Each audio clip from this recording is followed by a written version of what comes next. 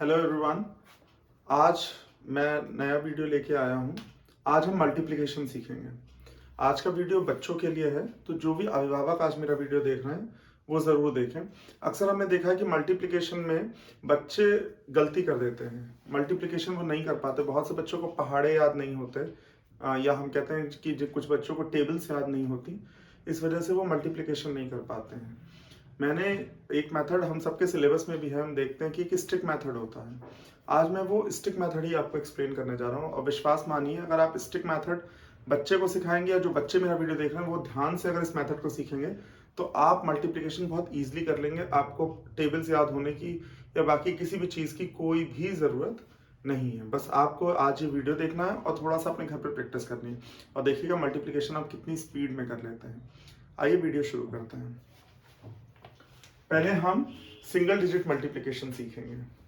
Suppose मुझे 4 का multiply करना है 6 से। हम देख रहे हैं ये 1 डिजिट नंबर है, 4 का 6 से मल्टीप्लाई करना है। तो हमें करना क्या है, हमें सबसे पहले 4 लाइंस खींचनी है। 1 2 3 4 हो गया, ये टास्क कंप्लीट हो गया। अब यहाँ पे जो 6 दिया है, अब हमें 6 लाइंस ऐसे ऐसे खींचनी है।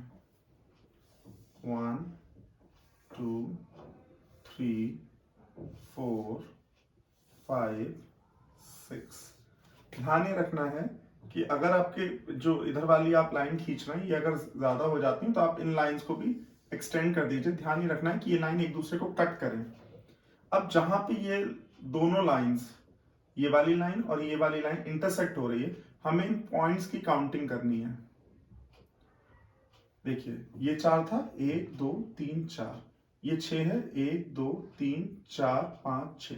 अब हम इन लाइन ये इंटरसेक्टिंग पॉइंट्स की काउंटिंग करेंगे। 1 2 3 4 5 6 7 8 9 10 11 12 13 14 15 16 17 18 19 20 21 22 23 24। आंसर आया 24। जिनको टेबल याद है या जो कैलकुलेटर से भी कैलकुलेशन करना चाहते हैं वो करके देख लें, यही आएगा। तो इस मेथड का बेसिक यूज ये है कि अगर बाय चांस हमें टेबल्स याद नहीं है, हम फिर भी मल्टीप्लिकेशन कर सकते हैं। और मैं अपना अनुभव आपको बता रहा हूँ कि जब मैंने इस स्टिक मेथड से कैलकुलेशन बच्चों को सिखाया मल्टीप्लाई करना, तो बहुत से बच्चे जो मल्टीप्लिकेशन नहीं भी कर पाते थे वो भी इस मेथड से इजीली मल्टीप्लिकेशन कर रहे थे। उनमें कॉन्फिडेंस भी इनबिल्ड हो रहा था, और उसके साथ ही उन्हें इस चीज का क्रेज भी हो गया था। अब वो बच्चे मुझसे हमेशा कहते हैं कि सर हमें मल्टीप्लिकेशन के क्वेश्चन दे दीजिए, मल्टीप्लिकेशन के क्वेश्चन दे दीजिए, क्योंकि इस मेथड से उन्होंने मल्टीप्लिकेशन सीख लिया और अब वो बहुत इजीली मल्टीप्लाई कर सकते हैं। ऐसे हम एक और एग्जांपल लेते हैं। चलिए इस बार हम 6 का मल्टीप्लिकेशन करते हैं 5 से। तो हमें करना क्या है, 6 लाइंस ऐसे खींचनी। 1 2 3 4 5 6। 1 2 3 4 5 6। 1 2 3 4 5। डन। हमें क्या करना, we have to count intersecting lines where the both lines are intersecting. तो हमें इन पॉइंट्स को गिनना है जहां पे ये दोनों लाइंस एक दूसरे को काट रही हैं। अब कर एक चीज और ध्यान रखें, जनरल छोटे बच्चे जब होते हैं तो वो ऐसे गिनते हैं 1 2 3 4, उसके बाद भूल जाते हैं, तो इस वजह से भी उनकी काउंटिंग गलती हो जाती है। तो हम एक काम ये भी कर सकते हैं कि जहां पे ये पॉइंट्स एक दूसरे को इंटरसेक्ट करेंगे हम नंबरिंग कर सकते हैं। 1 2 3 4 5 6 7 8 9 10 11 12 13 14 15 16 17 18 19 20 21 22 23 24 25 26 27 28 29 30। So the answer is 30।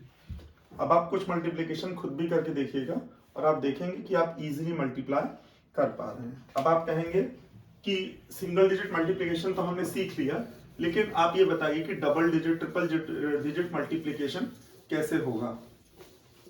तो वो भी मैं आपको बताऊंगा कि कैसे हम डबल डिजिट और ट्रिपल डिजिट्स जो होती हैं उनका भी मल्टीप्लिकेशन बहुत इजीली इस मेथड से कर सकते हैं।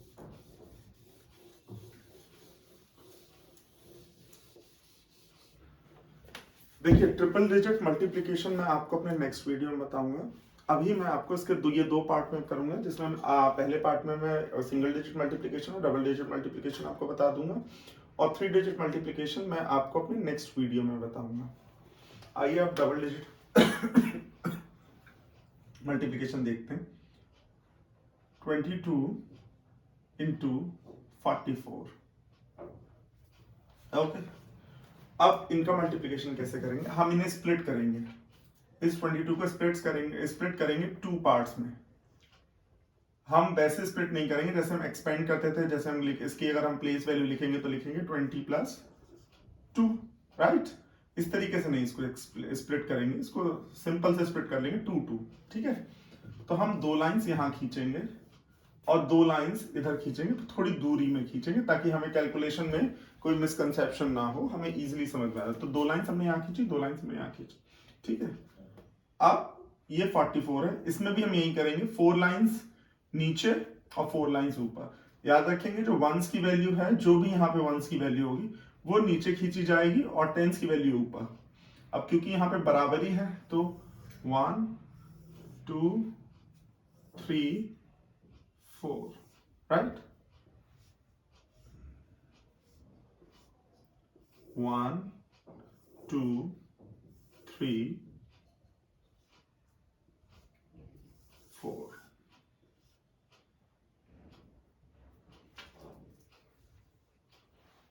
ओके, अब हम क्या करेंगे?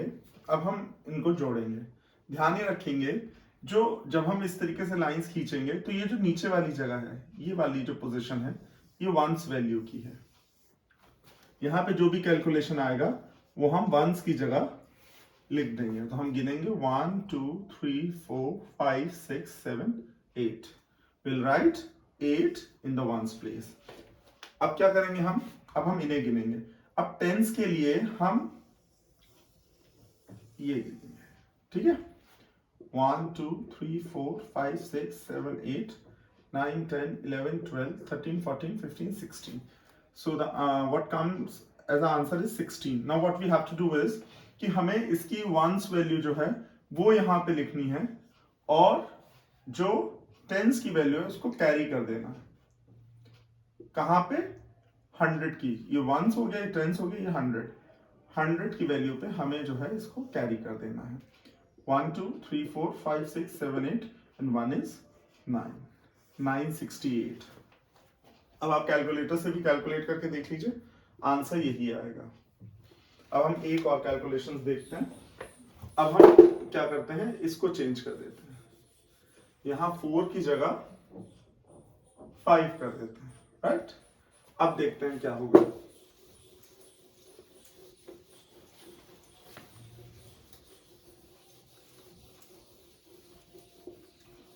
ये डस्टर प्रॉपर्ली वर्क नहीं कर रहा।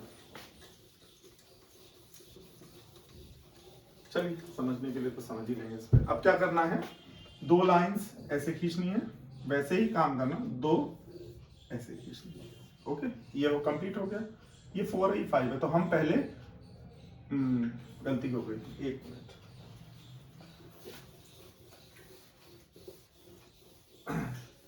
जो आगे वाली डिजिट होगी उसको हमें जो है वो ऊपर लाइंस करनी है, ऐसे और ऐसे, ठीक है? अब जो 5 है वो हम नीचे खींचेंगे, 1 2 3 4 5, राइट?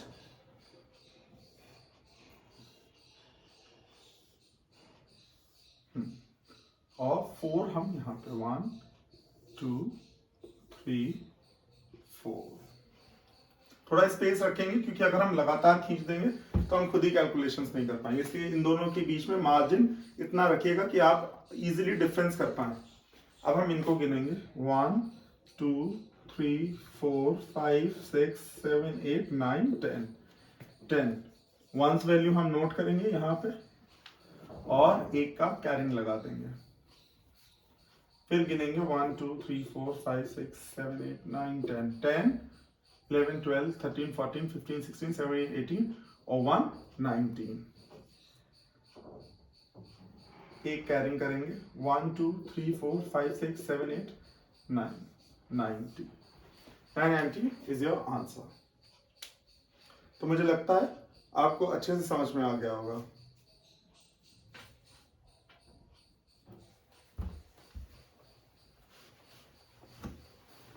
अब इस मल्टीप्लिकेशन को करने से पहले जो हमने अभी स्टिक मेथड सीखा है, इसको आप कॉपी में करेंगे उससे पहले कुछ सावधानियां ध्यान से समझ लीजिए, वरना आपके कैलकुलेशन गड़बड़ हो जाएंगे। सबसे पहले बात, कोशिश ये की कि खासकर जो बच्चे इस कैलकुलेशन इस मेथड से मल्टीप्लिकेशन करना चाहते हैं, देखिए जो बड़े लोग ये मेथड सीख रहे हैं उनको तो कोई दिक्कत नहीं, वो इजीली मल्टीप्लाई कर लेंगे इस मेथड से।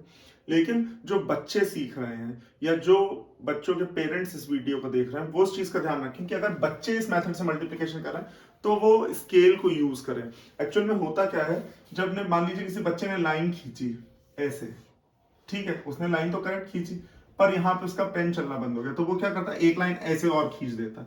उसके हिसाब से तो वो एक ही लाइन होती है, लेकिन जब हम मल्टीप्लिकेशन में काउंटिंग करते हैं तो बच्चा उसको डबल काउंट कर लेता है, इस वजह से उसका आंसर जो है वो गलत हो जाता है। तो इस चीज का विशेष ध्यान रखिएगा कि जब भी आप अपने बच्चों को ये इस मेथड से मल्टीप्लिकेशन सिखाएं या बच्चे मल्टीप्लिकेशन करें तो स्केल का यूज करें, स्केल से इजीली हो जाएगा। वरना अगर स्केल से यूज ना भी करें तो लाइन डबल ना हो, अगर आप लाइन खींच रहे हैं और कोई लाइन आपकी गड़बड़ हो गई तो आप रबर से पहले उसको प्रॉपरली रब कीजिए, उसके बाद दोबारा लाइन खींचिए, ताकि कहीं से भी कोई गलती की संभावना ना हो।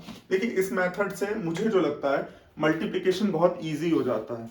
इवन दो थोड़ा सा मुझे लगता है कि जिनको टेबल याद होती होंगी उनसे अगर हम कंपेयर करें तो जो बच्चे इस मेथड से सॉल्व करते होंगे उनको थोड़ा सा टाइम ज्यादा लगता होगा, लेकिन ज्यादा फर्क नहीं आता होगा। मुश्किल से मुझे लगता है अगर बच्चा और एक नॉर्मल जो बच्चा जिसको टेबल याद है और एक बच्चा वो जो मल्टीप्लिकेशन इस मेथड से कर रहा है, उसके और उसके कैलकुलेशन में बहुत ज्यादा 4 से 5 सेकंड का फर्क होता होगा मेरे हिसाब से, मुझे जो लगता है। और वैसे इस मेथड से जिन भी बच्चों को पहाड़े नहीं याद हैं, टेबल्स नहीं याद हैं, या जो मल्टीप्लिकेशन करने में कैलकुलेशंस में गड़बड़ा जाते हैं या उन्हें डर लगता है, वो इससे बहुत इजीली मल्टीप्लिकेशन जो है वो कर सकते हैं। इसी के साथ मैंने आज आपको मल्टीप्लिकेशन सिखाया सिंगल डिजिट का और डबल डिजिट का, और मुझे पूरा विश्वास है कि आपको अच्छे से मल्टीप्लिकेशन का जो प्रोसेस है वो समझ में आ गया होगा। आप घर पर भी प्रैक्टिस करेंगे और इजीली जो है आप मल्टीप्लाई कर पाएंगे।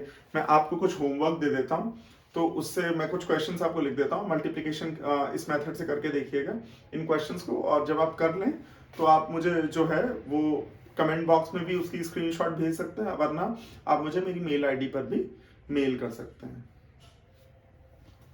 कुछ क्वेश्चंस हैं, मेरी राइटिंग बहुत साफ नहीं है इसलिए मैं पढ़ देता हूं मैंने क्या लिखा है। Multiply the following using stick method. आप इन क्वेश्चंस को नोट कर लीजिए, अपनी कॉपी में सॉल्व कीजिएगा, और जैसा मैंने आपको बताया था उस तरीके से आप मल्टीप्लाई करने की कोशिश कीजिएगा। स्टिक मेथड से आप इजीली मल्टीप्लाई कर लेंगे। अगर आप कहीं पे भूल जाते हैं तो आप मेरा वीडियो 1 बार 2 बार 3 बार जितनी बार आप देखना चाहें आप देख सकते हैं, और आप इजीली उससे मल्टीप्लिकेशन सीख सकते हैं। मेरा विश्वास ये है कि अगर आप इस मेथड से मल्टीप्लिकेशन सीखेंगे तो आपको बहुत अच्छे से मल्टीप्लिकेशन आ जाएगा इस मेथड से, और आपको कोई भी किसी प्रकार की समस्या नहीं होगी।